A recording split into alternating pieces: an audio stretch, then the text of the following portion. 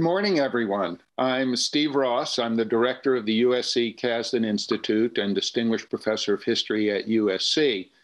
And on behalf of the Casden Institute and Hebrew Union College Jewish Institute of Religion, Los Angeles, I want to welcome you all to today's conversation on the impact of the presidency of Donald Trump on American Jewry and Israel. I think it's safe to say that President Trump's distinctive and unique relationship with both the American Jewish community and with Israel continues to inform the religious and cultural identities that define the vast spectrum of our community, both nationally and abroad. And volume 19 of our Casden Annual Review, which was guest edited by today's moderator, Dr. Steven Windmueller, explores the impact of the Trump presidency, both during and after his tenure, from a broad range of political perspectives that are represented by today's panel, all of whom are contributing authors to this volume. Since assuming the directorship of the Casden Institute 6 years ago, my goal has been to create programs and publications that shed light, not heat, on the topics at the forefront of American Jewish culture and identity.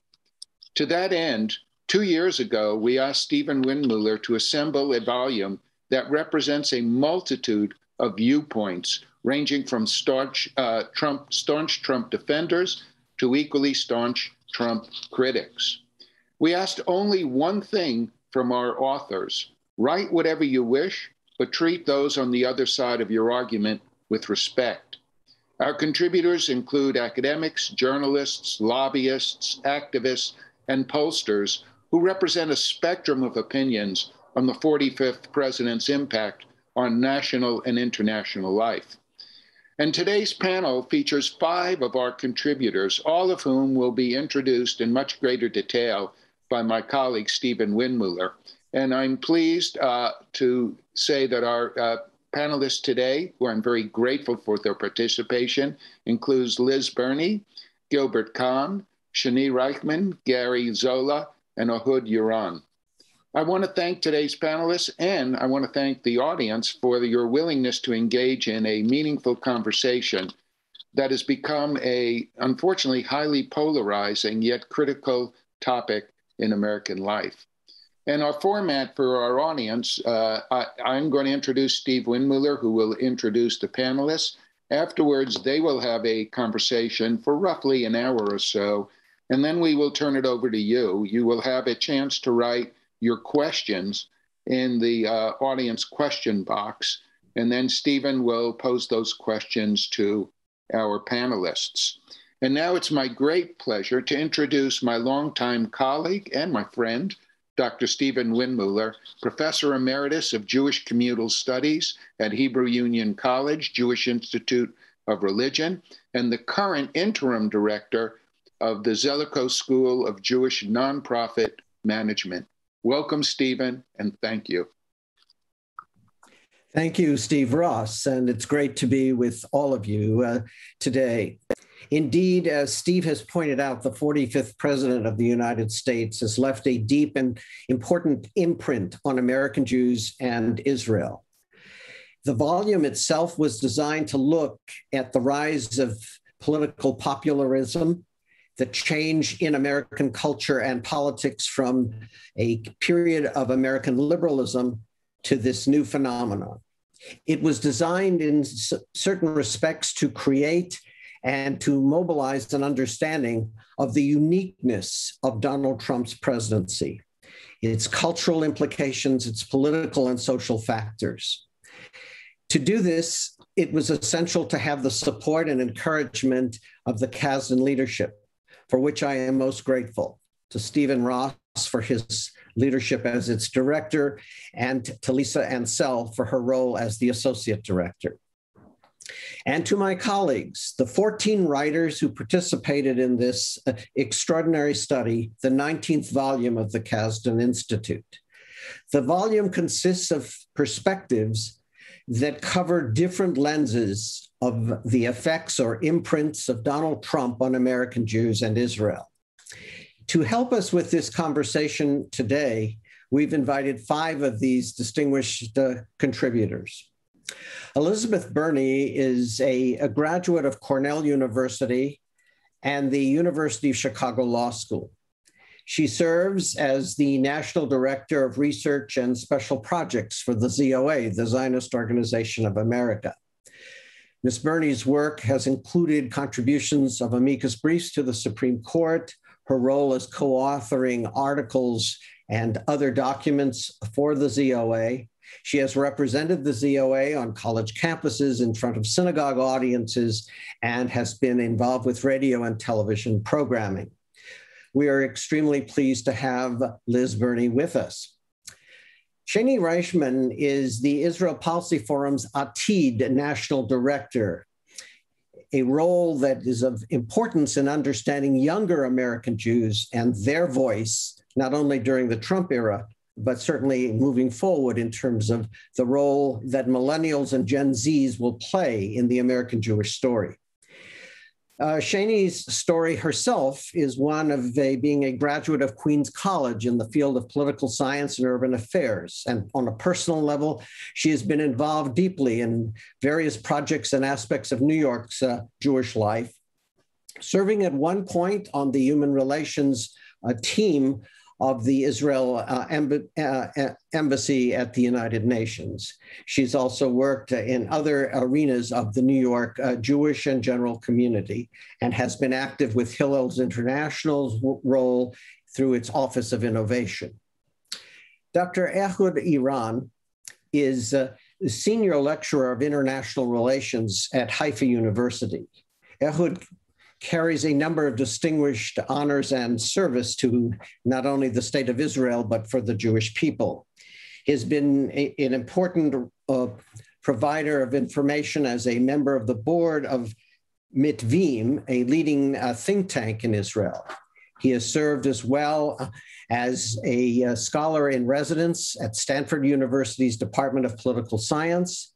He has served at Harvard's Kennedy School as well as its law school as a visiting professor. Prior to coming to politics, Ehud played an important role being a policy advisor to the foreign policy advisor of the Prime Minister of the State of Israel. He is the author of 2 books and numerous articles and chapters. He has contributed greatly to Israel's public policy and international affairs. His areas of interest include international conflict, conflict resolution, maritime strategy, and intelligence studies. So we are extremely proud and pleased to have Ehud with us today. Dr. Gilbert Kahn is a tenured professor of political science at Keene University in New Jersey. Gil did his studies at Columbia University and at NYU. He publishes a weekly publication known as Contentions, which is a commentary both on the social and political issues of our times. Gil has been particularly interested in such areas as the American presidency, the Arab-Israel conflict, the politics of the Middle East, and certainly the conduct of U.S. foreign policy. Gil has brought a major contribution to this volume through his work in understanding the role and place of Orthodox Jews in American political behavior. My colleague and dear friend, Rabbi Dr. Gary Zola, is the executive director of the Jacob Rader Marcus Center for the American Jewish Archives. He is a distinguished professor holding the title of the Edmund M. Ackerman Family Distinguished Professorship of American Jewish Experience and Reform Jewish History at our Cincinnati campus of the Hebrew Union College. He's an accomplished writer with numerous volumes, including among his more recent work, a 2014 publication entitled, We Called Him Rabbi Abraham, as Gary explored the impact and role of Abraham Lincoln on American Jews and American society. In cooperation with a colleague, Mark Dollinger, he has recently published a primary source reader on American Jewish history, which is an important resource for American Jewry. Gary, on a personal note, has been honored and recognized in his own community, Cincinnati, for his work in human relations and social justice. So we're particularly pleased to have Dr. Zola with us. And one other point about Rabbi Zola, in 2004, the Congressional Commission for commemorating the 250 years of the American Jewish experience was something that Gary was honored, and we were all pleased that he was the chief organizer and chair of that initiative. In 2011, President Barack Obama appointed Gary to serve as a member of the U.S. Commission for the Preservation of American Heritage Abroad. So to all of our panelists, I am so grateful to each of you for being with us today. I've invited our panelists to make opening comments, and some have elected to do so, and others may want to do so after hearing from their fellow participants. I'll begin at this point with Liz Burney, inviting her for a brief but important opening statement. Liz?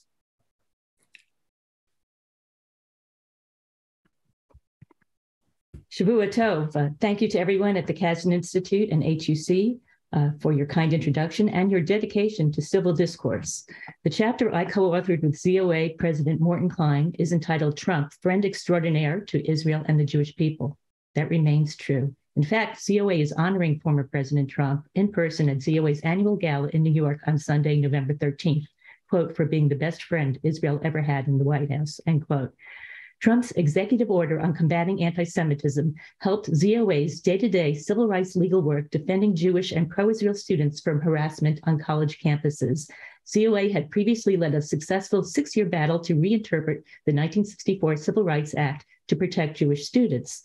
Trump's executive order enshrined, strengthened, and required vigorous enforcement of these rights.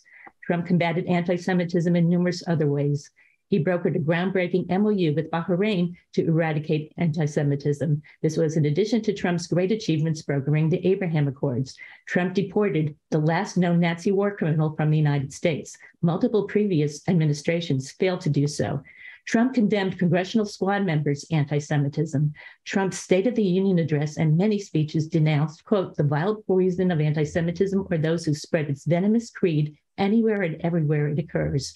Regarding Charlottesville, Trump initiated a priority civil rights investigation, brought Hires murderer to justice, and supported the congressional resolution against white nationalists, white supremacists, the KKK, neo-Nazis, and other hate groups. He did not call neo-Nazis fine people. In the very same breath as fine people, Trump said, quote, I'm not talking about the neo-Nazis and white nationalists because they should be condemned totally. Trump respected Israel's sovereign rights, keeping his campaign promise, when I become president, the days of treating Israel like a second-class citizen will end on day one. However, it's concerning that Biden is keeping his campaign promises made at the radical Million Muslim Vote Summit to dismantle Trump's pro-Israel achievements. Horrifyingly, Biden recently called for a Palestinian Arab state on the indefensible pre-1967 lines with imaginary mutually agreed swaps. This would divide Jerusalem, leave 800,000 Jews homeless, and be an Iranian proxy terror state in Israel's lawful heartland. Even called these indefensible lines Auschwitz lines because they would cause Israel's destruction. UN Security Council Resolution 242, passed with Lyndon Johnson's assistance, passed after the Six-Day War, provides that Israel is entitled to secure recognized borders and is not required to give up all her recaptured territories. Lyndon Johnson correctly stated that retreating to the pre-67 lines, quote, is not a prescription for peace, but for renewed hostilities. Trump's policies saved Israeli and American lives. Trump signed the Taylor Force Act, stopped sending U.S. tax dollars to the Palestinian Authority regime because of PA incites, and pays Arab terrorists $400 million per year of rewards for murdering Jews. Stopped funding the UN Relief and Works Agency because UNRWA stores Hamas rockets and teaches Arab children to hate and kill Jews. Ended the dangerous Iran deal and imposed maximum sanctions on Iran, which significantly reduced Iran's funding of terror proxies Hezbollah and Hamas.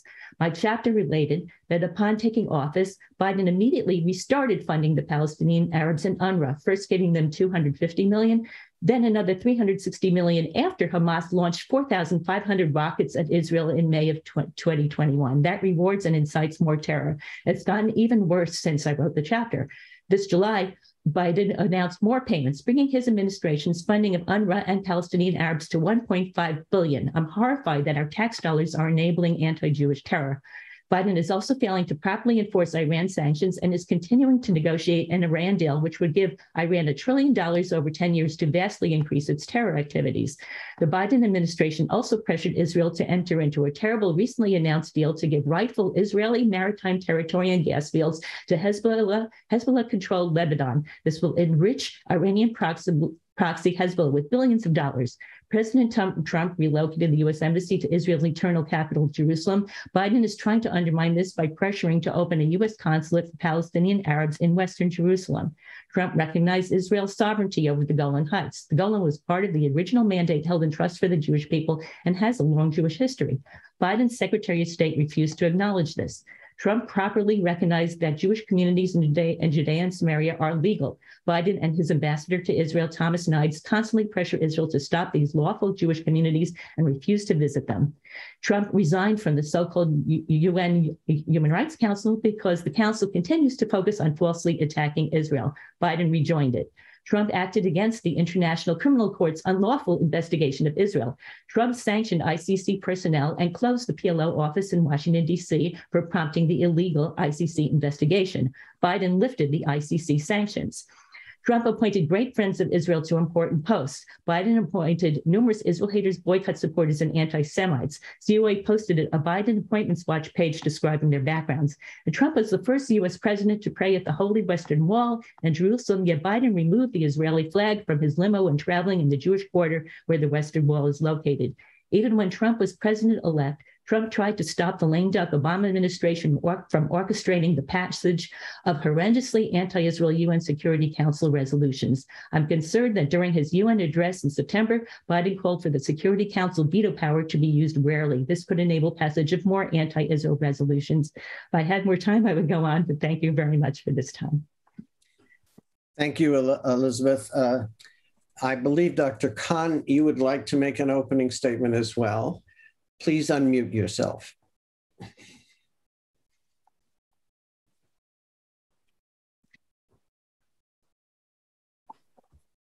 Thank you, Dr. Windmueller, and thank you to the Steve Ross, and thank you to the Casden Institute for underwriting the publication of the volume and for presenting this program today. I think you've made a major contribution to the conversation about the subject about which we have all contributed.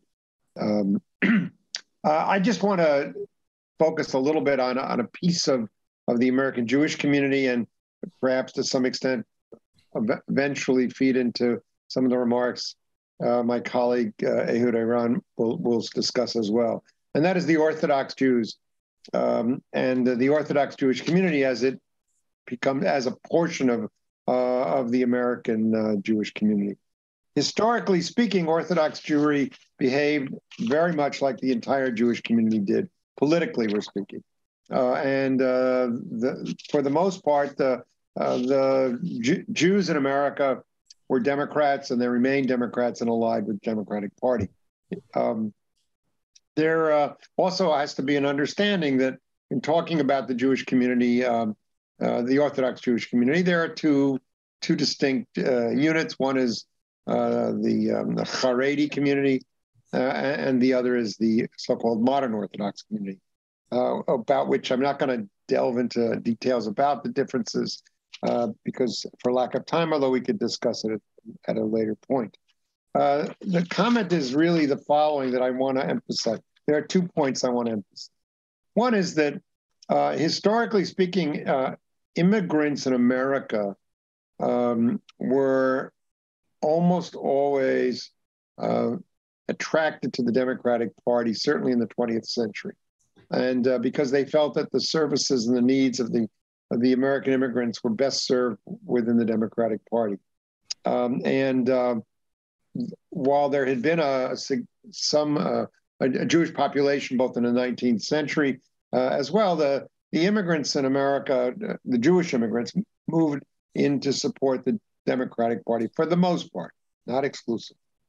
And so when Jews became more successful, more affluent, as was the case with all immigrant groups, they began to consider leaving the Democratic Party for the Republican Party, and many of them did, at least in part. However, normatively speaking, the Jewish community remained very much attached to some of the fundamental values of the Democratic Party, certainly on the so-called social agenda. And I think writ large, they felt the Democratic Party was more sensitive to those needs.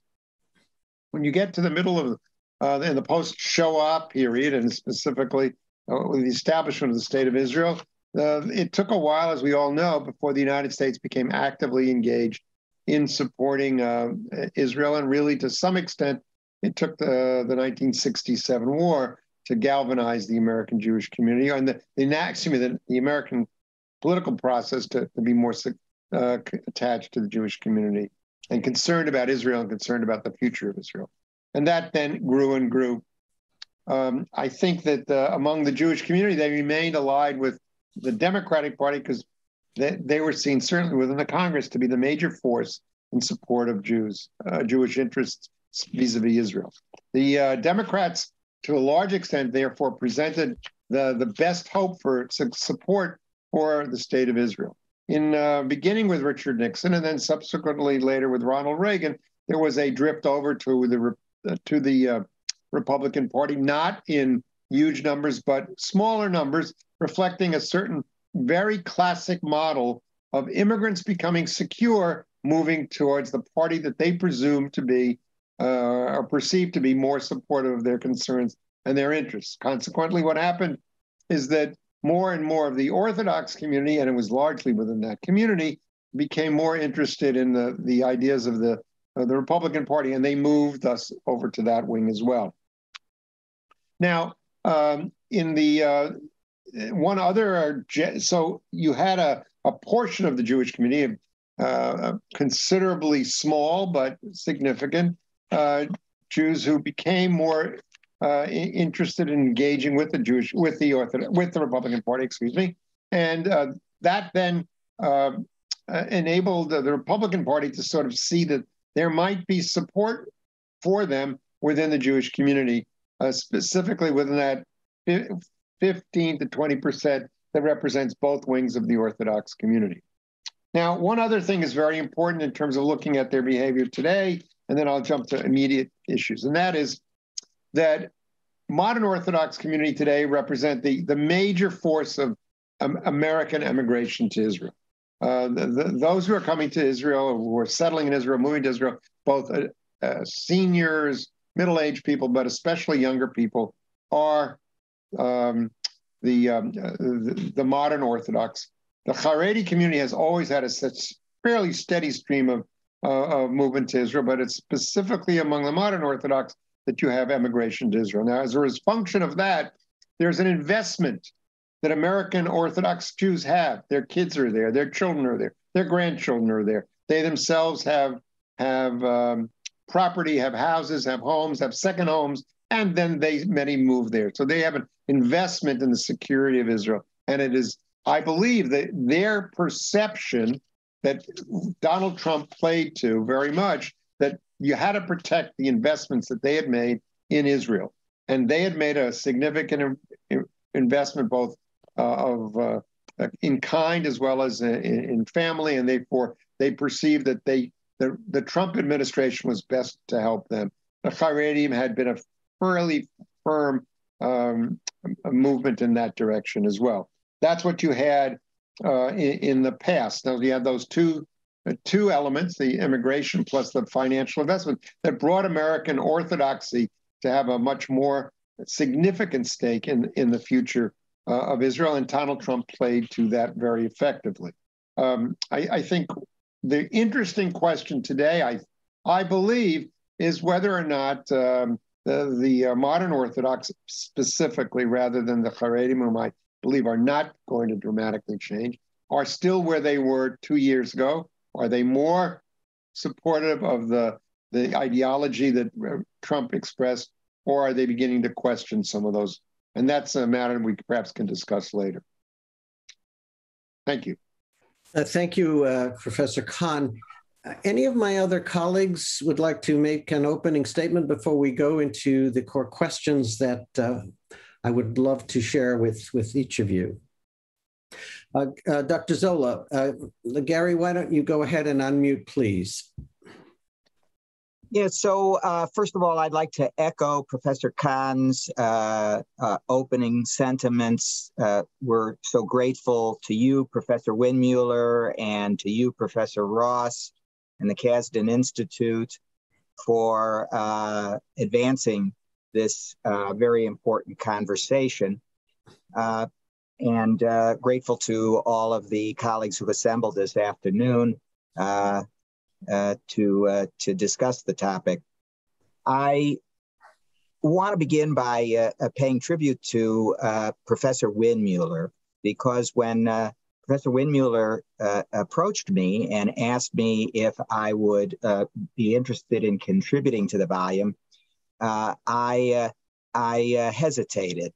And the reason I hesitated is because I'm typically known as a historian, and I write about the past. And it's not my area of expertise to talk about the present and the future.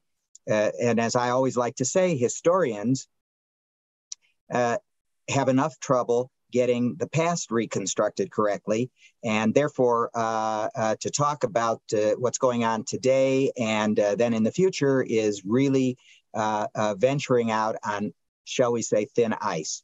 But Dr. Windmueller is very persuasive, and he and I, as he pointed out, are friends for many years. And I want to say that in the end, I'm grateful. And I'd like to use my opening time, the remaining few minutes, just to outline what my contention was in the essay. In this essay that I contributed to the volume, I begin by trying to explain something that is typically considered by almost all those who understand the American Jewish past to be axiomatic. And to put it in a very plain language, that is the idea that that has prevailed in America for its almost the entirety of the Republic. And of course, Jews have been a part of the American experience for all of that time, even preceding the beginning of the Republic. And that is that there is absolutely nothing about America that is contradictory to Judaism and to Jewish practice. And the converse of that is that there's absolutely nothing about being Jewish, its practice and its convictions, that would obviate one's opportunity to be a patriotic, loyal, devoted, flag-waving American. And this has been sort of the prevailing view. Now, and there have been many, many times in American history, when you confront times when that problem arises, meaning there's something is happening that seems to challenge that point of view, what happens is Jews need very much to resolve that. That it becomes sort of like a burr or a point of discomfort, and that conflict that sort of challenges that conviction has to be eradicated. And one can see the entire course of Jewish history in America it really follows that pattern. Now, I used that setting to say that the rise and ascendancy of what we'll call Trumpism, not only the president, but the many, many people who follow him. And that's important to stress that this is not about one man, but that man is, in a sense, a reflection of prevailing views that he represents. I pointed out that there are four issues that have arisen that will come up against that prevailing notion in American Jewish life, which is If it's American, it's Jewish, and if it's Jewish, it's American, and never will there be a problem with that. And these are they. First, the rise of anti-Semitism. We used to say in American Jewish history that in the 1920s, late 20s and 30s, that was the high watermark of anti-Semitism in American Jewish life. Today, it seems likely, though we'll have to leave it to future historians, that it seems quite likely that the period in which we're currently living may replace that. We know that anti-Semitism is on the rise. That's pretty much unassailable. The second point of conflict has to do with what's already been mentioned, and that is tribalism versus cosmopolitanism. Jews in America they anchor themselves on the idea that we're all part of the American fabric. And when a tribalism or what you might call siloed communities become so outspoken and so virulent, that causes a conflict in that basic assumption that I mentioned. Third is what has been referred to, not originally by me, but I use this terminology in my essay, truth decay. That is the idea that there really are no facts, that opinions are facts, and that everybody, of course, in America is entitled to his or her own opinion, but now we have given up this idea. It seems largely, many people at least have, that there are empirical facts, but rather there are just opinions and different ways to view things, and this is also challenges the Jewish conviction that there are certain things that are immutable, that are unchangeable about American democracy. And finally, my fourth point was that in and of itself, which was democracy. The worry about democracy, the polls today, even this morning, are touting the idea that the American electorate is very concerned about the welfare of the American democracy. And I'll end simply this diatribe by saying that since I wrote the article, Professor Windmueller, I can think of one thing I surely would have reframed, and that is, it seems now to me personally, and I'm now speaking personally, not academically, that I would probably cast the challenge to democratic ideals as the root cause, the illness, the disease, and that the other items that I mentioned, meaning anti-Semitism, tribalism, truth decay, these are the symptoms of a decaying democracy.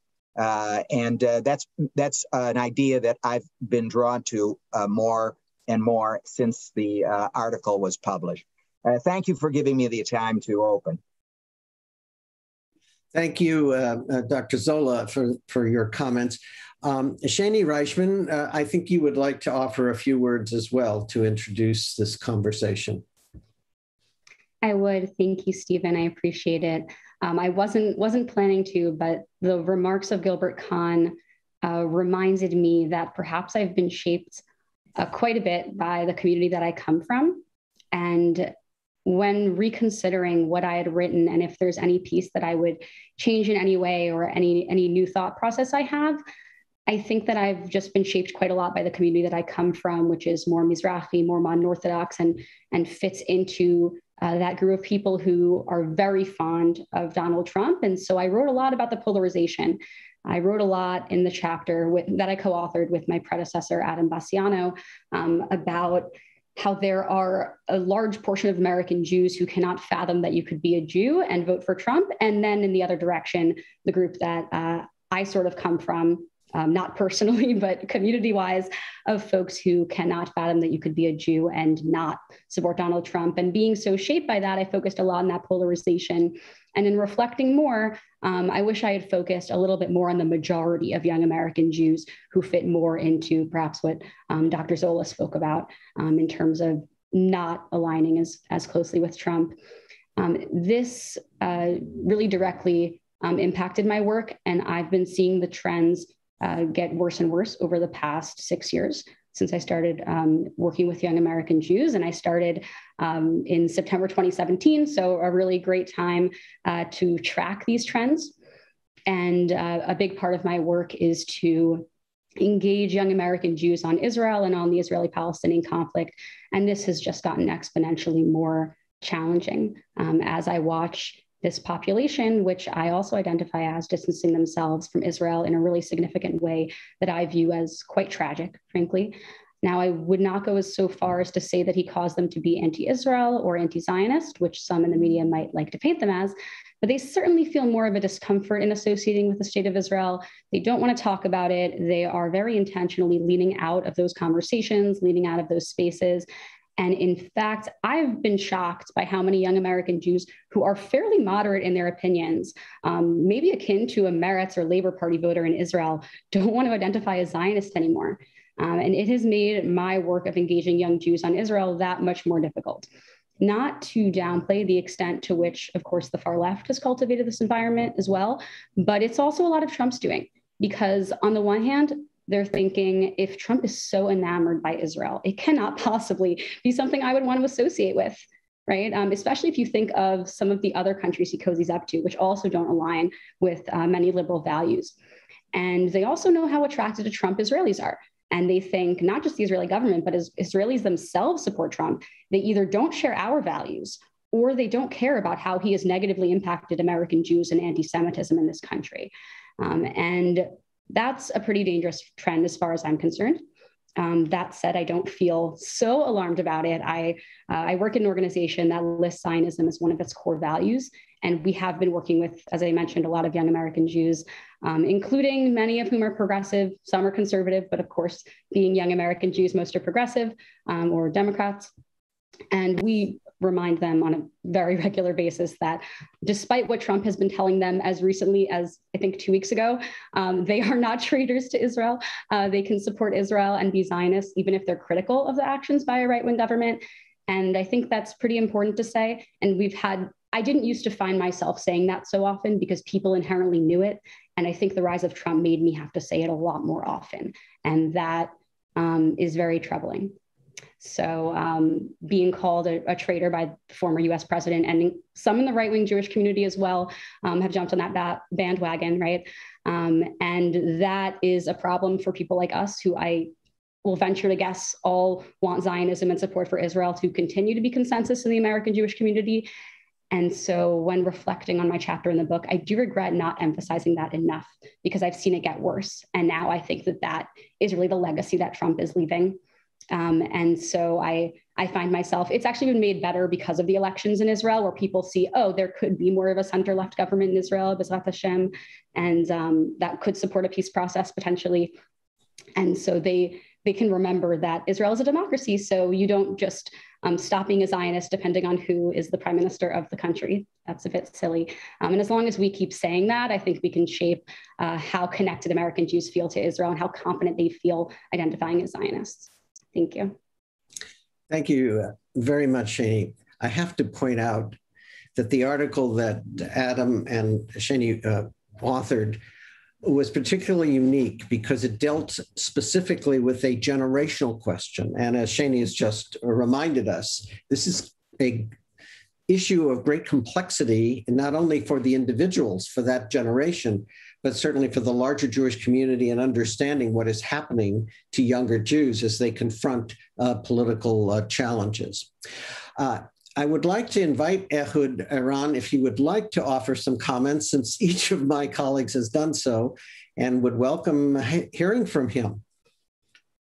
Hi, good morning, everyone. I'll echo my predecessors by thanking the Institute and Hebrew Union College for including me in this volume and in this panel. I think it's also important that we have this dialogue across the oceans, and it's a reminder that we are together, the two pillars of the Jewish life in the 21st century. So even beyond the unique moment of Donald Trump and his relationship to Israel, just having a conversation on both sides of the ocean is so important. So thank you. My chapter looked at how Trump was perceived in Israel. I showed that he was very popular, one of the few countries in the world he was continuously popular throughout his presidency. I ascribed it to general positive perceptions of the United States here. Trump famously had a settlement named after him, but so did President Harry Truman. We have a moshav named after Truman going back to the 50s. But also, as Liz pointed, a set of policies that were perceived very positively in Israel, including among people who were generally critical of Trump. The chapter also brings some nuance into this. It shows that support for Trump was not uniform. Jews tended to be more supportive than Arabs. Right-wing Israelis and religious Israelis tended to be more supportive compared to secular and left-wing Israelis, even in the Jewish population. If I look almost 2 years since Trump left the White House, 2 points maybe are highlighted and maybe were not emphasized enough in the chapter. One element of his legacy that is still very strong is Israel's being reconnected into the region. Israel is situated in the Middle East, but has not been part of the Middle East for many decades. Of course, we are all aware of the significance of the Abraham Accords, in particular the relationship with the United Arab Emirates and the abilities of Israelis now to travel there and of Emiratis to come here.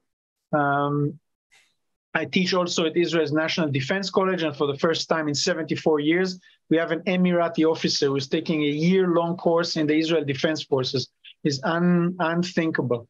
The other contribution the president made, and maybe went a bit unnoticed, in his last few weeks, he had moved Israel from the area of responsibility of the American Military European Command to Central Command. That's the command that coordinates activities in the Middle East, and it's a wonderful platform for interaction between militaries in the region.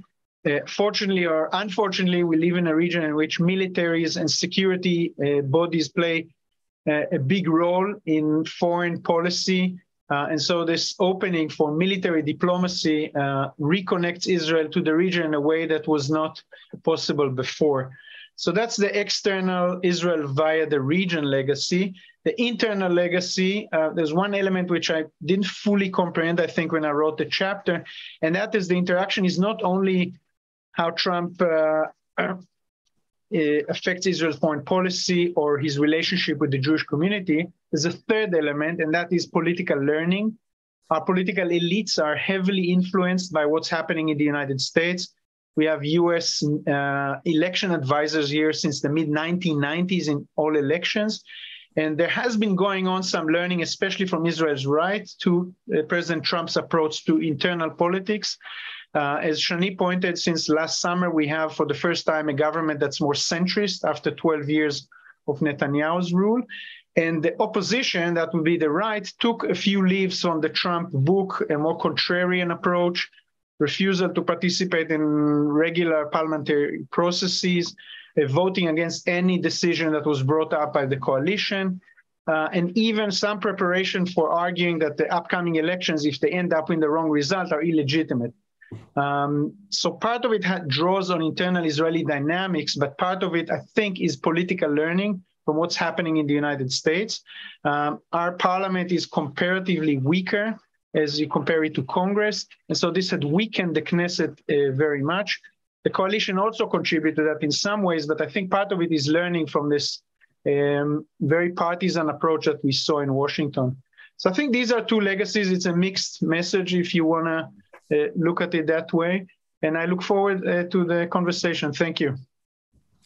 Thank you, Ehud, very much. And also for your really extraordinary piece that you prepared for us for this publication. I'm going to move to a question which will allow our panelists to reflect not only on, as several of them have just done, which is to talk about what they may have left out or what they are thinking about 2 years later, but to think about one of the core challenges we are facing, which is political divisions. Divisions not only in the larger society, but also as we see in Israel and as we see in the United States, American Jews deeply divided over Donald Trump and the whole effect of that on our society. So how do you see Donald Trump's influence today on American Jews in light of these divisions? And I would open the floor, and if you wish to offer a comment on this, just indicate, and I'm happy to call on you.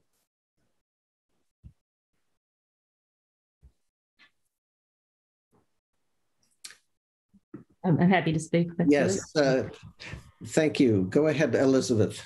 Yeah, I think unfortunately, Jewish disunity is actually an old and tragic story. I don't think it's something new in the last few years. Disunity, of course, embedded the Romans' destruction of the Second Temple, and during World War II, other American Jews harshly attacked Peter Bergson and Ben Hecht when they tried to push FDR to rescue Jews from the Holocaust. And just imagine if we had been united then. Ben-Gurion and Yitzhak Rabin almost started a civil war when they attacked and murdered they shot on and murdered Jewish volunteers on the Altalena, that Menachem Begin's group tried to bring it to Israel to defend Jews from the 1948 to 1949 invasion by 6 Arab countries. I know at ZOA, other American Jewish groups have attacked us when we opposed the Oslo Accords, which brought Yasser Arafat and his terror armies into Judea and Samaria. We correctly predicted that that would lead to a massive increase in terror attacks and Jewish deaths. ZOA was again attacked when we correctly predicted that the Gaza surrender would lead to thousands of rocket attacks on Israel. In fact, even though we've been repeatedly correct on virtually every issue, the left continues to attack us. I think that attacking those who try to help fellow Jews and save Jewish lives depletes the resources that our tiny people desperately need. The Jewish people are really in one boat, and when you dig a hole in the boat, everybody's drowning. And also, I think it's inimical. Inimical to the basic Jewish concept of hakarat hatov, recognizing, being grateful for the good. I mean, there's so much good that Trump did, and I think that's something that it's important for us to be grateful for. I think it's a tragic and tremendous waste of resources when American Jewish groups, particularly on the left, actively oppose Trump's efforts on our people's behalf and work to undermine his achievements for our people. Last year, 6 hostile to Israel Jewish groups, J Street, NIF, it's New Israel Fund, and Main Partners for Progressive Israel, that's the American version of Meretz Trua and Americans for Peace Now, wrote a letter to Secretary Mayorkas asking him to overturn Trump's pro-Israel labeling policy. This is another good thing that Trump did, and to reinstate the Clinton and Obama labeling policy, which enabled boycotts against Israeli goods made in Judea and Samaria. ZOA then wrote a letter to Secretary Mayorkas, signed by 30 other organizations, demonstrating why the current Trump-initiated labeling policy should remain in place. We shouldn't have, fortunately it has, but we should not have had to do this. I mean, the fighting over things like this, particularly it's extremely concerning when there are Jewish groups supporting boycotts and labor regulations that support boycotts. We have this problem, I guess, right on our panel at the November 2017 congressional hearings chaired by then Congressman Ron DeSantis on moving the U.S. Embassy. ZOA President Morton Klein, Ambassador Dewey Gold, and several others spoke up for moving the embassy. This was a few weeks before Trump made the final decision to move the embassy. And it was probably influenced by this hearing. But incredibly, even though Congress virtually unanimously passed the 1995 law calling for promptly moving the embassy, and 23 years of delay did not bring peace any closer. IPF, the Israel Policy Forum, which one of my co-panelists comes from, opposed relocating the embassy to Jerusalem at this hearing. That same organization also opposed David Friedman's nomination and agreed with Obama's Secretary of State Kerry's speech promoting a Palestinian state on the suicidal 1967 lines with imaginary swaps and dividing Jerusalem. My co-panelist's chapter also speaks against so-called annexation. Annexation is an anti-Israel propaganda term for Israel, but merely extending, what it is Israel merely extending Israeli law to Judea and Samaria, which Israel has the international right to do under binding international law. the Protectors of Israel movement of 10,000 former Israeli military officers, explains that Judea and Samaria are absolutely essential for Israel's security. The phenomenon of Jews biting the hand that helps them can be very demoralizing and very hurtful for those who help us. Several years ago, I had a wonderful Republican state senator who pushed for anti-BDS laws, did everything possible to help the Jewish community. She even hosted Jewish girls from Sderot in her home so that they could get a break from the Hamas rocket attacks. And after all this, the left campaigned to defeat her by calling her an anti-Semite. This was so deeply hurtful. I've seen the same story repeated against others, and it was certainly repeated against Donald Trump and others in his administration. Professor Ruth Wiss's book, which was actually published in 1992, 30 years ago. So we've had this problem for a long time. If I am not for myself, the liberal betrayal of the Jews, has a very thoughtful explanation of the division in the Jewish community, which still seems applicable today. She attributed the division to three different reactions to frightening, overpowering anti-Semitism. She feels that, and I think this is quite accurate, that anti-Semitism is really at the root of our divisions and the different ways we react to it. Proud Jews stand up and fight for their people. Other Jews try to remove themselves from the fray, but help our people when they can without personal risk. And the third group joins those who oppress us. These are the JVPs and so on. They cast themselves as the good Jews who oppose the so-called evil Zionists, the so-called evil Israeli settlers.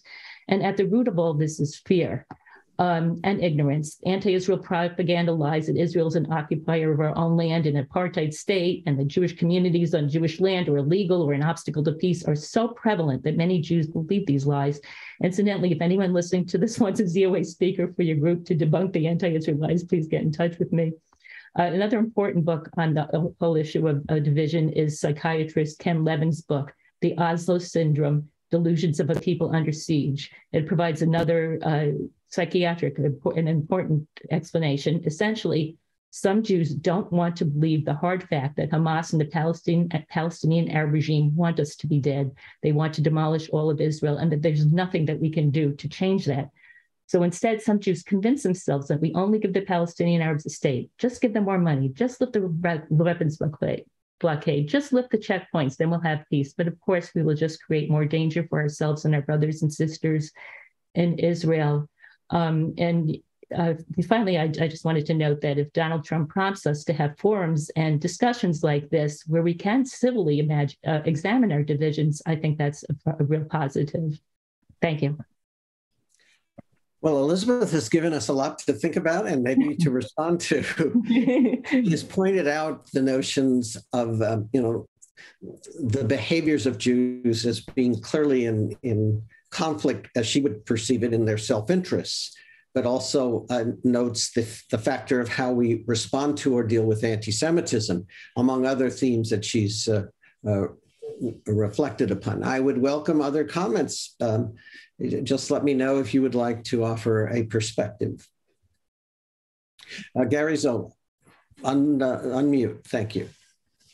Well, I just want to sort of offer a thought for consideration in response to the comments that were just made.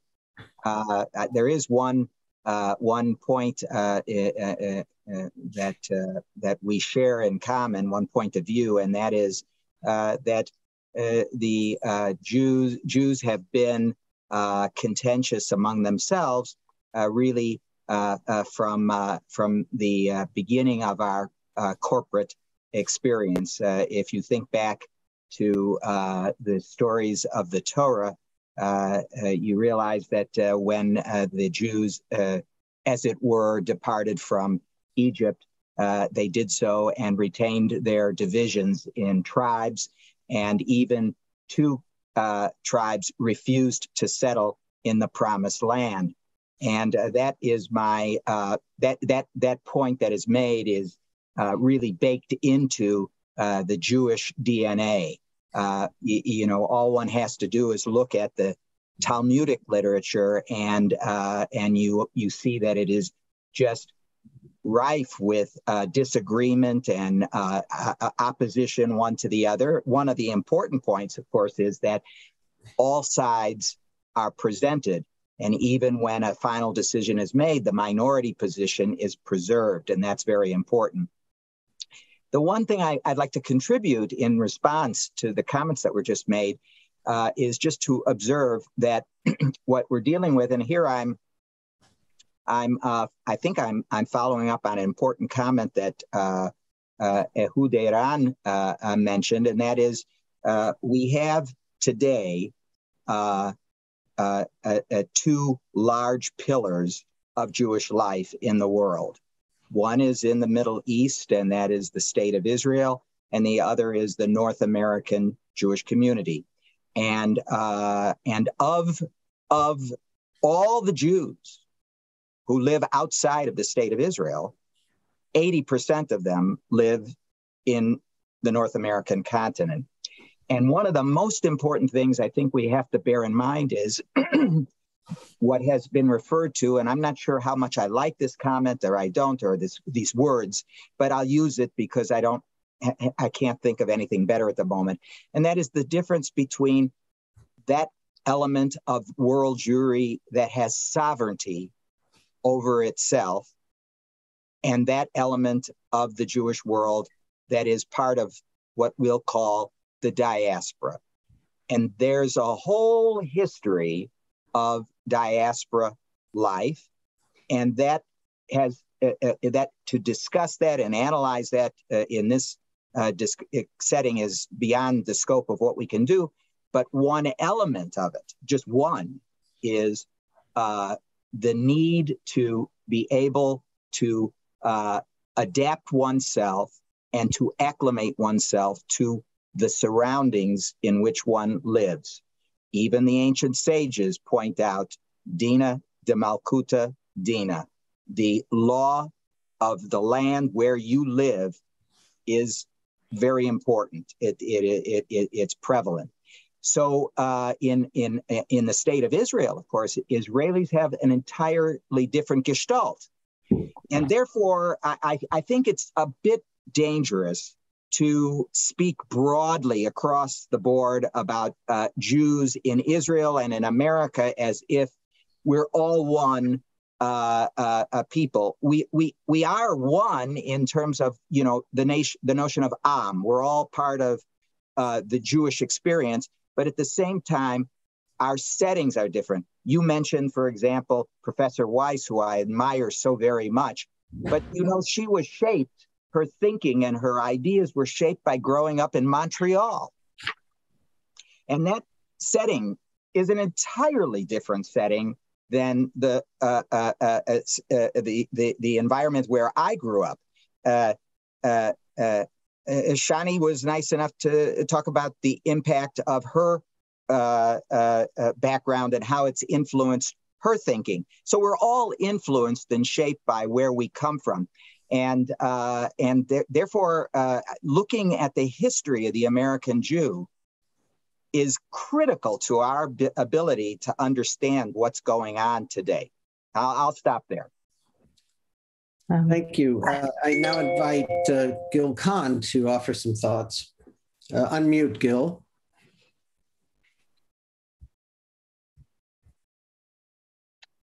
Thank you. I just want to drop a couple of just comments. First, I probably am the first to acknowledge as well that the Abraham Accords opened up a very dramatic and significant change in the Middle East economics and ultimately security dynamics. And I think anybody who poo-poos that is not looking at on the ground what's going on.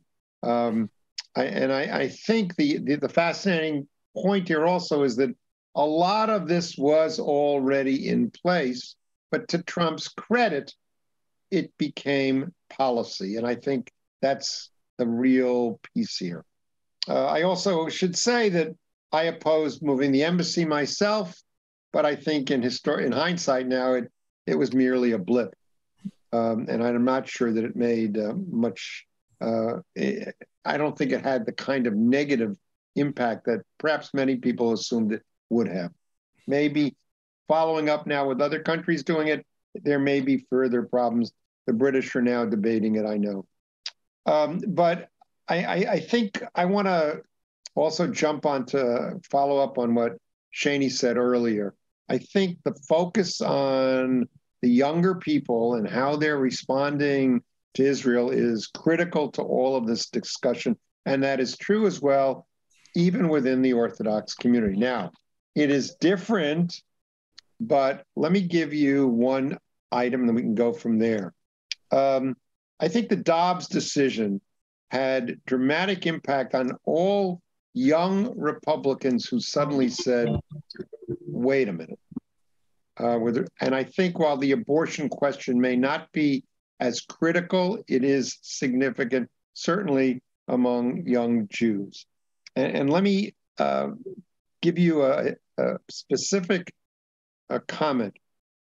I asked a rabbi after the Dobbs decision, an Orthodox rabbi, who has friends who are rabbis in Texas, among other places, whether if a parishioner, a woman, came to their colleague in Texas and said to them, I would like an abortion. And from an Orthodox religious halachic perspective, this Orthodox rabbi felt that that was appropriate. In order for him to legally, he has no legal recourse to help her. It could happen because his comment to me, the rabbi, was, my colleague will find a way to get her to a state where she can have an abortion. But that's not the answer. The answer is that it's illegal. It's illegal for him to do that. Now, he may do it, but that doesn't mean that, therefore, when you see those kinds of things, you begin to ask yourself, as in the Orthodox Jewish community, they're basically arguing, well, we know ways to get around things. And the workarounds are not the answers. And I think some of those similar kinds of issues are going to impact on younger people and the younger Jewish community. And I think we are going to need to be very, very aware of that looking ahead. Thank you. I had a quick comment in response to something that Gary said, and Shani. I just wanted to pick up on, I really liked what, Shani and Gary said about us, all of us being shaped by our experiences. And, I know that's true for myself. My grandmother was on the SS St. Louis, the boat that FDR turned back from America's shores to Europe. And, I actually had several other relatives on that boat. And it's always bothered me that American Jews didn't, scream and do more to help in that situation. And other situations were all of the family from Germany, and many of them, some got out and many were killed because they couldn't get out because of U.S. policies.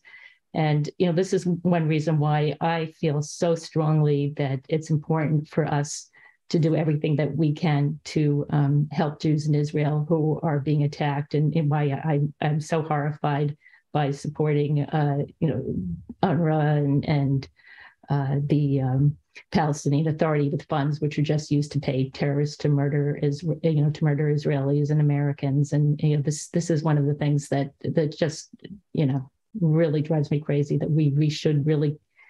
That I think it's so important for us in Americans to really stick up for our brothers and sisters around the world. Thank you very much. We're going to move on to Shani. Thank you. And I very much, that really resonates with me, what you said, Liz, in terms of how our family backgrounds impacts us. And I'll share a story that I think will lead you all to understand why I care so much about young American Jews identifying as Zionists. My grandfather, when he was 18 years old, was put on death row in Iran, the Shah's Iran, not even Khomeini's Iran, for raising an Israeli flag atop his synagogue in Tehran, celebrating the establishment of the State of Israel. And so he was, somebody bribed the Shah to release him from his capital punishment. But that's been my whole life. My grandfather smuggled Jews from Iraq into Israel. And of course, I grew up on these stories, and I'm Israeli myself. And so I think I'm trying very hard to take a step back and And remember that my experience is actually the minority experience for American Jews. Most American Jews are not raised with the same ties as I do. They don't speak fluent Hebrew, and they don't spend all of their time in Israel and thinking about Israel. And so I'm hoping that that's something we can change, and it's something I personally work to change. And then I also want to add some nuance to the perspective that I may have implied, which is what a large percentage of Orthodox Jews, non-Orthodox Jews, are Republicans, because, of course, I am a product of the non-Orthodox yeshivot. My husband went to Yeshiva University. I went to their girls' high school. We are very much in that community. But, of course, the vast majority of our friends were very troubled by overturning Roe v. Wade, even those who had maybe voted for Trump and maybe didn't tell people they voted for Trump, right?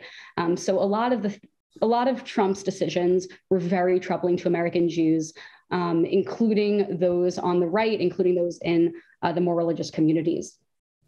Something that I also want to add to this discussion about the polarization is that it is only going to get worse, because right now this community that I come from is a very small segment of American Jews. Non-Orthodox Jews, we're talking about, one of the academics can correct me, 5% of American Jewry, right? I think 10% Orthodox, and most of them are ultra-Orthodox, right? So a very small segment of the population. Same with the Mizrahi community. But that community is growing and growing, and is going to be a larger and larger portion. So some of these, ZOA, for example, has always been a bit of an outlier in the American Jewish list of organizations, right? And a lot of the perspectives there held by the more right-leaning Jews have always been in the minority, but that is going to grow. And so it is important that we think about ways to work together. We think about ways to learn from one another and understand that perspective. And I believe one of my co-panelists wrote about this, but balancing the universalism with the particularism, which is something that American and Israeli Jews have always struggled with. Identifying with both communities, I like to think I balance it, and I work very hard to, but it's such a challenging thing, being raised in America with very particular values, very universalist, very, very specific, I should have said, universalist values versus being raised in Israel. And so I hope that, and maybe communication and social media will help this, but I hope that we can do a better job, especially as there is growing political diversity in the American Jewish communal discourse. Thank you. Thank you so much. Ehud, before we take questions from the audience, I want to welcome you back and see if you have anything you'd like to add based on the last comments on divisions. Yeah, I think the exchange between Liz and then Dr. Zola's comments are very important. Jews indeed had all those divisions, in part because we had no unified structure. There was no pope, there was no sovereignty. The state of Israel, by the mere fact it's a sovereign nation, does offer a decisive mechanism to make decisions. It's a democracy, there's a coalition, and you can make decisions. And in fact, some of the issues that Liz raised were decided by the authorized entities. colleague Ben-Gurion and Rabin were able to create a center in which decisions were taken, including the decision not to allow weapons to arm another Jewish armed group, an armed group, by the way, which attacked the IDF. Alongside Etzel people, there were IDF soldiers killed in that incident. So, and including the Oslo decision, it's controversial, but that was decided by an authorized decision-making mechanism. So how do you balance between the ancient old Jewish notion of a small group that has some messianic vision, may it be Zionism or against Oslo, or call what it may, and a situation in which you have a decided upon decision-making process? And part of the concern I raised earlier is that adopting the American model of polarization and delegitimizing the existing mechanism for decisions, which includes a balance between the parliament, the Supreme Court, elections, is frightening, because it draws us back to this Jewish history, which Liz pointed to, of inability to make decisions. So in that respect, President Trump brought a lot of good to Israel, but also this copying his model of politics is dangerous, because part of the achievement of the state of Israel is the ability to take a sovereign decision through a democratic process. Thank you. Could I respond to the Altalena point? Sure. Which is, if you read Begin's book, he explains that he actually offered 90% of the arms to Ben-Gurion. And so it's not, and Ben-Gurion said something different, but it's, I tend to believe that Begin's view of the, of what happened. He documented it pretty well. Yeah, I mean, we can go into this event. Begin was actually against. The vote was superimposed by him, but other elements in the Etzel. But it's the bottom line was there is an authority, and the authority we see in the Palestinian side what happens when a national movement splits. It weakens it, as you yourself said. But we can pick many, many moments in Jewish history over this. But definitely calling the founding father of Israel a murderer, I don't think is a helpful move for our conversation. Well, he should not have shot at the boat. It was, that was just a real tragedy, and it's, terrible. I mean, these are 18 Jewish boys that were killed, and they were shooting, and they shot at Begin too. That could have gotten him, but it's, So the conversation is on Donald Trump, and we want to focus on the 2022 moment that we're in. American Jews are telling us by all kinds of data that they are deeply concerned about anti-Semitism. 75% in the Pew study noted anti-Semitism as a primary concern. Additional numbers of Americans would remind us of how politically separated or divided we are in the context of their political behaviors. Republicans who may have been historically voting as Jewish members of the party for party candidates have left that party. Democrats, on the other hand, find that there are Jews walking away from parts of the Democratic Party that are seen as progressive or extreme left. So we see increasingly the concerns of both from the large issue of anti-Semitism on the one side and the internal divides we're seeing politically as Jews are struggling to find their political home, this great set of separations or divisions. What is the prescription for American Jews moving forward? How do they find a sense of security and political safety in an environment that has such debilitating elements? Any thoughts to that? Well, I could give you some quick thoughts on that. I do want to also mention that I don't think ZOA is an outliner. I think, for instance, when we wrote the letter to Mayorkas, we had 30 organizations coming along with us, and in most of our letters that we write to the government, many other organizations join with us. In the recent Zionist Congress elections, I think, which is a good indicator.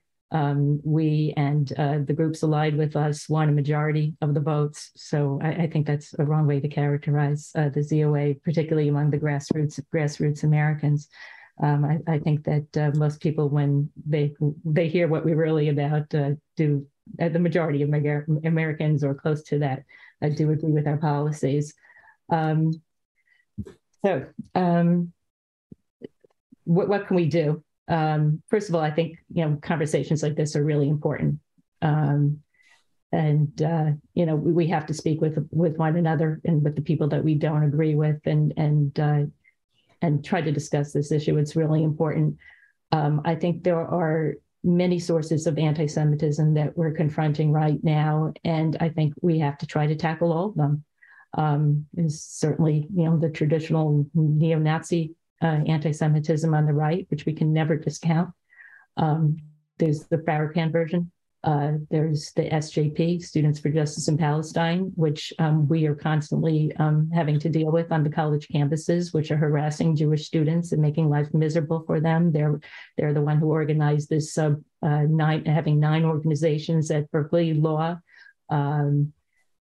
exclude and boycott Jewish speakers, Zionist speakers, and Jewish speakers. You have imams and radical imams in certain mosques who have called for the death of Jews. I think there's a tremendous amount of anti-Israel propaganda. I think, we have right in Congress, we have, a whole group of anti-Israel Congress people, Rashida Tlaib and so on. I think we have to have a unified voice against that. Again, as I said, we're all in the same boat. We dig a hole, that's, we're all going to drown. And I would like to see us come together to combat every single form of anti-Semitism. Thank you, Liz. Others who want to comment on this notion of the separation that American Jews today feel in terms of where do they find sort of their place? I'm inviting our audience, by the way, to submit questions. I look forward to receiving additional questions. Gary Zola. Well, I think that it's very important for the as we go forward. I think I'm going to sort of repeat what I said earlier, which is that I feel that anti-Semitism is right now a symptom of an illness, and the illness is the weakness of democracy. I'm not equipped to speak about the nature of this in the state of Israel, which I know Ehud could do better than I can. But in America, when you arrive at a certain number of people who are convinced that, Congress can't get anything done. We have gridlock in Washington, D.C. What we need is a strong leader who will, just act and so forth. Well, that moves you away from democracy. And there are other elements that we all know are at play here, which is fear of the changing nature of American society, the notion that there are going to be more. There's going to be more diversity in terms of our population as opposed to less diversity. And all of these things are frightening. And if our answer to that is reactionary and weakens democracy, and there are examples of this in history. I mean, right after the Civil War, there was a huge movement to Christianize America. With an attempt to actually change the Constitution. And American Jews were panicked by this. And I've written about this elsewhere.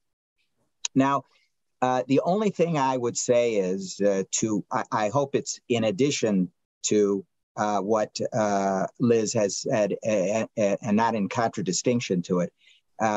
The addition is that it's important for all of us, for the Jews in America and in Israel, to speak to one another and to develop bonds and communicate.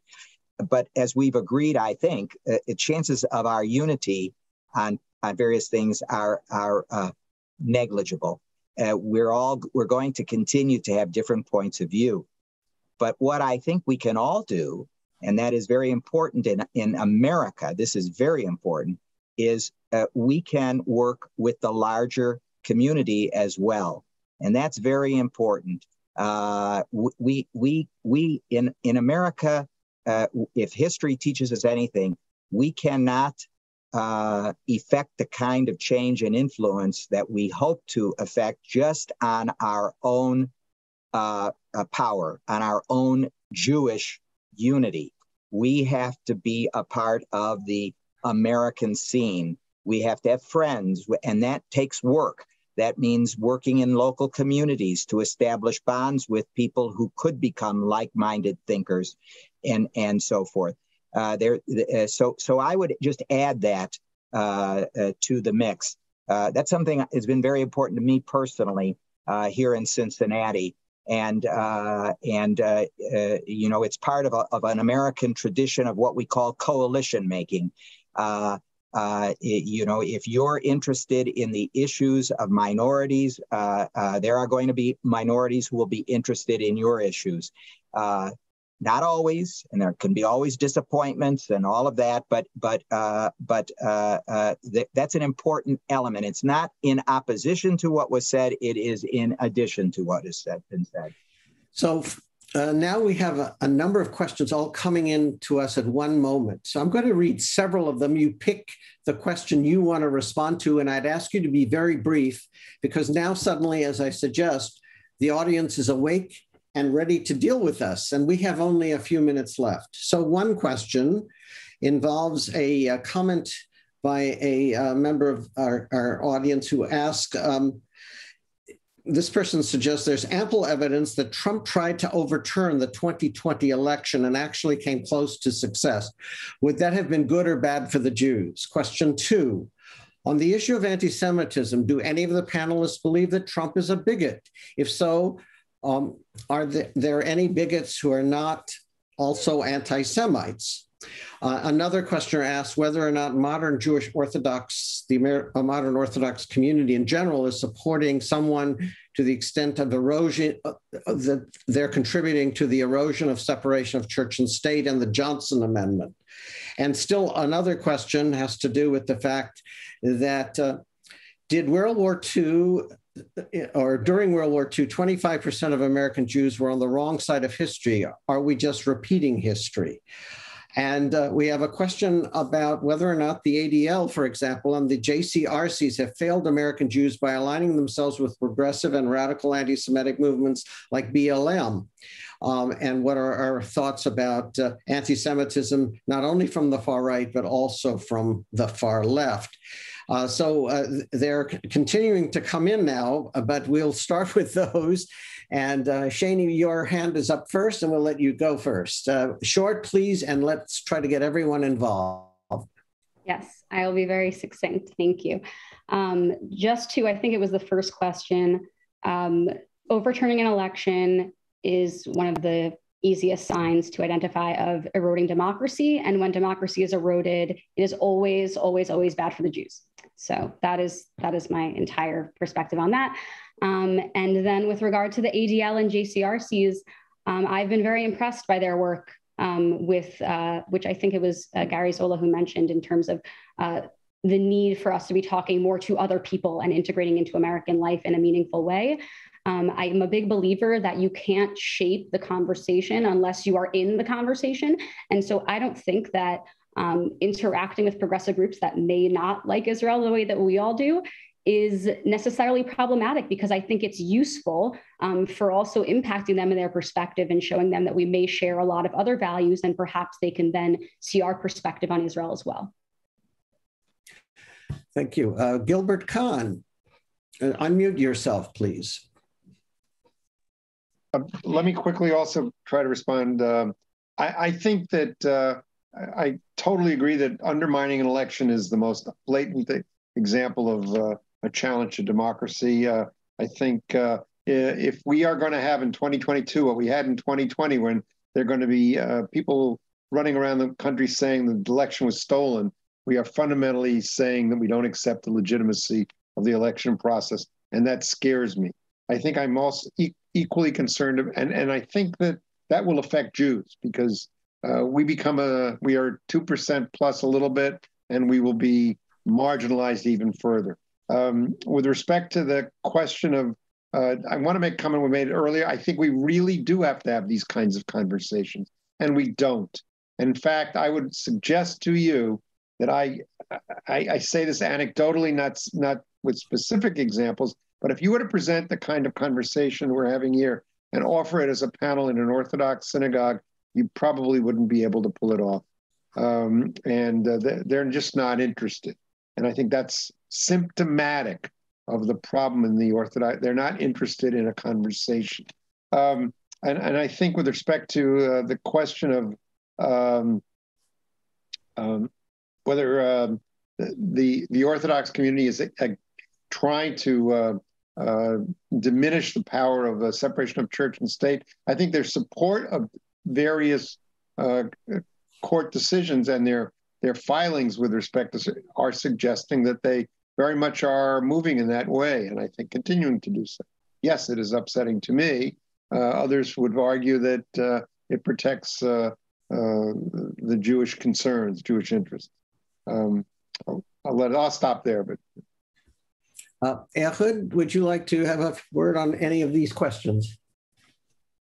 Yeah, I'm not sure they fall into my area of expertise. I can just say, seen from Israel, the U.S. was always held up as the one place in the popular image where anti-Semitism is not an issue, and it was a big challenge for Zionism.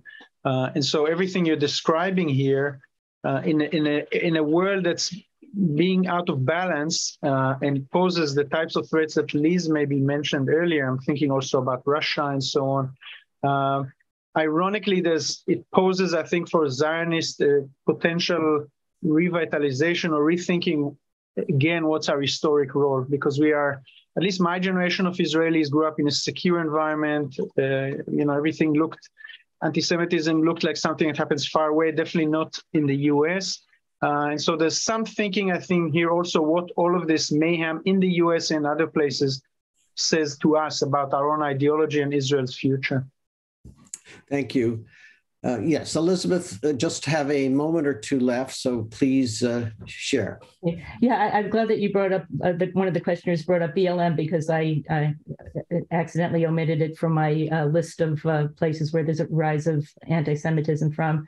As many of you may know, the parent group of BLM, which is Movement for Black Lives, and BLM is the main component of that, has an extremely anti-Semitic platform. And that has not been changed. Calls Israel a genocide, accuses Israel of genocide and ethnic cleansing. BLM leaders incited the terrible Los Angeles pogrom. I've spoken to people who were there, and how frightening that was. They destroyed synagogues, stores, Jewish schools, defaced them. They also have an alliance with the PFLP, the Popular Front for the Liberation for Palestine, which is a designated terrorist organization. They've met with them in Israel. They also have promoted PFLP front groups such as Al-Haq and events with them, and DCI Palestine, Defense of Children International Palestine, which is another front group for the PFLP. They're an extremely dangerous group. I'm not saying that every member of it even knows what this is all about, but the leadership is extremely problematic and a source of anti-Semitism and alliance with one of the worst terrorist groups around. Unfortunately, the JCRC and the ADL have not stood up for this. ADL, many of them signed, ADL and others signed a big ad in the New York Times promoting BLM. The ADL has been on the wrong side of many, many issues, and it's very unfortunate because we often have to battle against them. When the Metropolitan Opera had an anti-Semitic opera, we had 50 or 100 groups and thousands of people protesting the opera, and ZOA helped to organize that. And unfortunately, the ADL claimed that it wasn't an anti-Semitic opera, which undercut some of our efforts. The ADL has also said that BDS is not always anti-Semitic. BDS is something that targets Jews. I believe it is always anti-Semitic. And I could go, we actually have a list of, recently wrote an article about 21 problems with ADL, which people are welcome to read, but I know we're out of time. And, it would be nice if we could, they could, change some of their views and what they're doing. Oh, and also, I just want to mention one other thing, which is there was a big investigation of their some of their educational programs, which are extremely problematic. And so one of the things that they did was encourage people to join the BLM protests. And these are the protests that are very anti-Israel. And, they talk about things like, from where was it, in St. Louis to Palestine, comparing so-called Jewish treatment of Palestinians to how American police treat Blacks. I mean, it's really very despicable. And, I don't think ADL should have supported that and shouldn't be telling students to go and join those protests. So yeah, we have many issues with them. Thank you very much, Liz. We have run out of time. I want to thank each of you for your time today and to our audience. And by the way, the questions that we could not get to, we will share with the panelists so that they can respond to you individually if you so wish. I also want to point out that the book contained the views of both right and left writers. We've reflected only some of those views on this opportunity during this broadcast. just to give you a clue that it was a very comprehensive view of Donald Trump as well as of left-right politics today amongst American Jews. Thank you all very much. Steven Ross, I invite you back to close the session. Thank you, Steven, for moderating today's panel. And in our conversation today and in our volume's essays, you'll be able to clearly observe the powerful effect Donald Trump has had on the left, the center, and the right. And it's an impact that we think is going to reverberate for many years to come. I wish to thank our panelists, Liz, Gilbert, Shani, Gary, and Ehud, for their insightful perspectives. I also want to thank Hebrew Union College Institute, the Jewish Institute of Religion, for partnering with us. And for those of you who are interested in reading further, you can actually get a copy of our volume for free as a Kindle edition, or you can purchase a paperback. All you need, if you go on to Amazon, just type in the impact of the Trump presidency, and we have arranged that electronic copies will be free. Finally, I want to thank you, our audience, for joining us today, and I hope you will join us again at our next two Casden events. On December 4th, we are partnering with Wilshire Boulevard Temple at their Ermis campus on the west side for a a discussion of a new book by Andrew Porwanger called The Jewish World of Alexander Hamilton, and he will be in conversation with history professor Peter Mankel from USC. And on Sunday, December 11th, we have our flagship Niemer lecture, which will be our first live event of the year at USC, and will feature Professors Nomi Stolzenberg of the USC Gould School of Law and Professor David Meyer, who is a professor of history at UCLA, in discussing their current book titled American Shtetl, The Making of Kiryas Joel, a Hasidic Village in upstate New York. If you're not on our mailing list, please let us know. Just again, go on to the Casden Institute, and we will add you to that. And we wish you a wonderful afternoon, and I wish our panelists a wonderful day and our gratitude. Thank you, panel. Thank you, audience. Thank you, everyone. Goodbye.